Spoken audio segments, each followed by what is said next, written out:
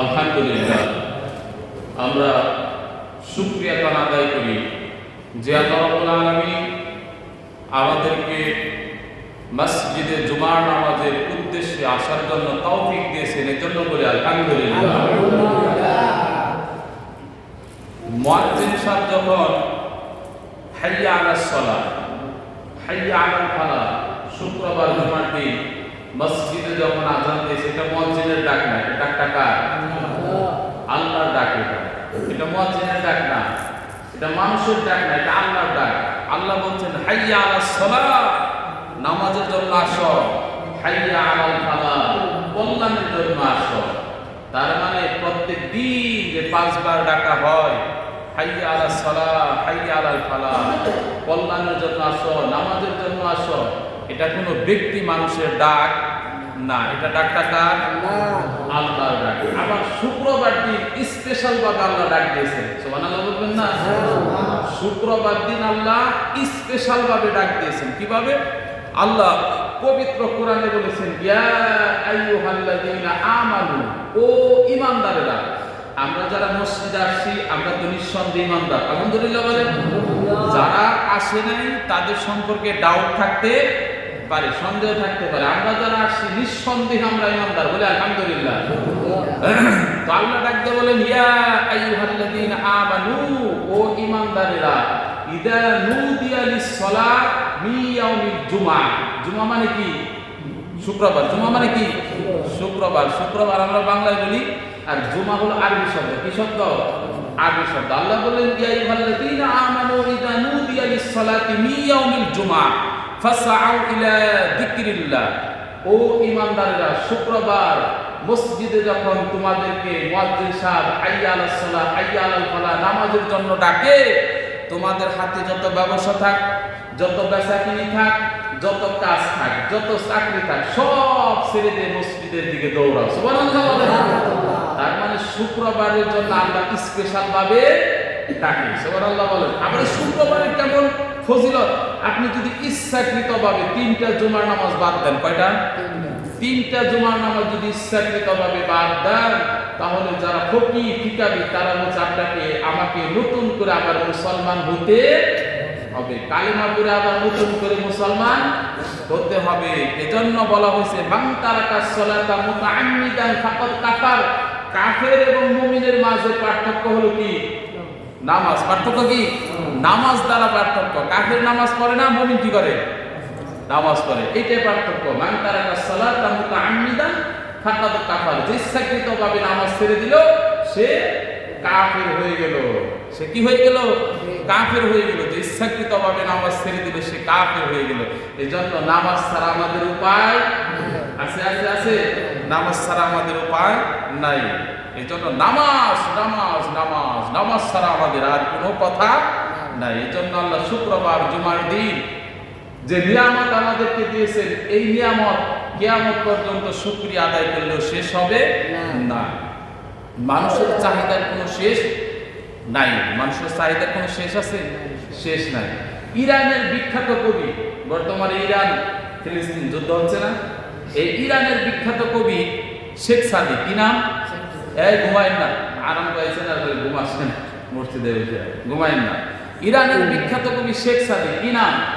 শেখ সাদি। যে কবিতাটা লিখে তিনি বিখ্যাত হয়েছেন সেটা হলো বালাগাল। বলেন বলেন। বালাগালুলা বিকামালিহি কাশাফাত তুজা বিজামালিহি হাসনাত জামিয়া ফিসালিহি সাল্লাল্লাহু আলাইহি ওয়া আলা আলিহি। এই পর্যন্ত লেখার পর উনি আর লিখতে পারছিলেন না। উনি চুপচাপ যে এরপরে কি লিখবো, হ্যাঁ? তখন রাসূল সাল্লাল্লাহু আলাইহি সাল্লাম তাকে স্বপ্নে দেখালেন, বালাগালুলা বিকামালিহি কাশাফাত তুজা বিজামালিহি হাসনাত জামিয়া ফিসালিহি সাল্লাল্লাহু আলাইহি ওয়া আলিহি সাল্লু ইয়া কওমাল সাল্লু আলা সাদরি আবি মুস্তাফা মাআজা ইল্লা রাহমাতাল লিল আলামিন। সেই বিখ্যাত কবি, ইরানের বিখ্যাত কবি এই কবিতাটা লিখেছেন। কি সুন্দর, সারা বিশ্বের মুসলমানের কাছে পরিচিত হয়ে গেছে। আলহামদুলিল্লাহ বলে। যে ওনার দৈন্য দশা যাচ্ছিল, মানে একটু অভাব যাচ্ছিল। অভাবের কারণে পায়ে জুতা নাই। কি নাই? সবাই বলেন কি নাই? জুতা নাই। উনি বলে, বাবা বাবা, আমি এত বড় কবি, আমার এরকম অভাব, আমার পায়ে জুতা নাই। হ্যাঁ, আমার পায়ে জুতা নাই। কিছু কিছু কবিতা কিন্তু বিভিন্ন দিক থেকে বিভিন্ন রকম হয়ে থাকে। যারা স্টুডেন্ট তারা বুঝতে পারবেন, যে সনেট কবিতা আছে না, চিনেন চিনেন সনেট কবিতা, 14 লাইনে 14 চরণে 14 পংক্তিতে, মানে 14টার সাথে মিল। এই সনেটের মূল আবির্ভাবক তিনি হলো ইতালিয়ান কবি, তার নাম হলো পেত্রাক। তার নাম কি? পেত্রাক। সেখান থেকে অনুকরণ করে বাংলাদেশে সনেটের আবির্ভাবক হলো মাইকেল মধুসূদন দত্ত। এরকম কিছু কিছু বিখ্যাত কবিতা আছে, কবিতা আছে না, বিখ্যাত কবিতা আছে। মাইকেল মধুসূদন দত্ত খুব সুন্দর সুন্দর কবিতা লিখতেন। তে এই কবি বলতেছেন যে আমি এত বড় কবি, আমার পায়ে জুতা নাই। এটা কোনো কথা? উনি একটু মন খারাপ করে রাস্তায় বের হয়েছেন। আল্লাহর কি কাজ, রাস্তায় বের হয়ে দেখেন একজন ভিক্ষুক ভিক্ষা করতেছে, 2টা পাই নাই। সাথে সাথে সেজদা, আল্লাহ আমার তো জুতা নাই, এর তো পাই নাই, আল্লাহ এরকম তো আমারই বানাইতে পারতেন আল্লাহ। সাথে সাথে সেজদা, আলহামদুলিল্লাহ। এজন্য মানুষের চাহিদার কোনো শেষ নাই। যার পা নাই সে চিন্তা করে আমার যদি 2টা পা থাকতো, আহা আমার যদি 2টা পা থাকতো আল্লাহ। যার 2টা পা আছে সে বলবে আহা আমার যদি একটা সাইকেল থাকতো, তাহলে যে মানুষ যেভাবে সাইকেলে করে যায় আমার আর হাঁটতে হতো না। যার সাইকেল আছে সে বলতো আহা আমার যদি একটা মোটর সাইকেল থাকতো। মোটর সাইকেল আলা বলতো আহা আমার যদি একটা ভালো দামি গাড়ি থাকতো। গাড়িওয়ালা বলবে আমার যদি একটা হেলিকপ্টার থাকতো। তার মানে চাহিদার শেষ আছে? চাহিদার কোনো শেষ নাই। এজন্য আল্লাহ বলছেন বনি আদমকে যদি একটা করে স্বর্ণের পাহাড় দেওয়া হয়, কয়টা? সবাই বলেন কয়টা? একটা স্বর্ণের পাহাড় যদি দেওয়া হয়, আমার 14 গোষ্ঠী বিক্রি করে শেষ করতে পারবে না। তাও বলবে আরেকটা পাহাড় দেওয়া দেওয়া হলো 2টা, তাও বলবে আরেকটা দেওয়া 3টা। আল্লাহ বলেন ইল্লা তুরাব, এই আদম সন্তানের পেট 3.5 হাত কবরের মাটি ছাড়া ভরবে না। সম্ভব না, সম্ভব না। রাস্তার ফুটি থেকে হাজার হাজার কোটি টাকার মালিক, তারপরে দুর্নীতি করে টাকা কামাইতে হবে, আছে না নাই? তারপরেও খাইতে পারে না। সকালবেলা 2টা রুটি, রাত্রে 2টা রুটি, দুপুরে 1 কাপ ভাত, তারপরে খাবারের কত চাহিদা।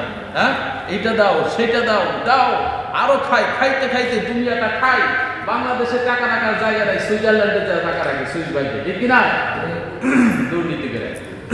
কিন্তু মানুষের যারই চাহিদা সীমিত থাকবে সেই সবচেয়ে দুনিয়ার মধ্যে সুখী থাকবে। চাহিদা যদি আপনার সংক্ষিপ্ত থাকে, অল্প থাকে, তাহলে আপনি সুখী হবেন। আর যদি চাহিদা বিশাল পরিমাণ হয় সেই রকম পাবেন না, আর শান্তিও থাকবে না। এর জন্য শুকরিয়া আদায় করতে হবে কার? আল্লাহ।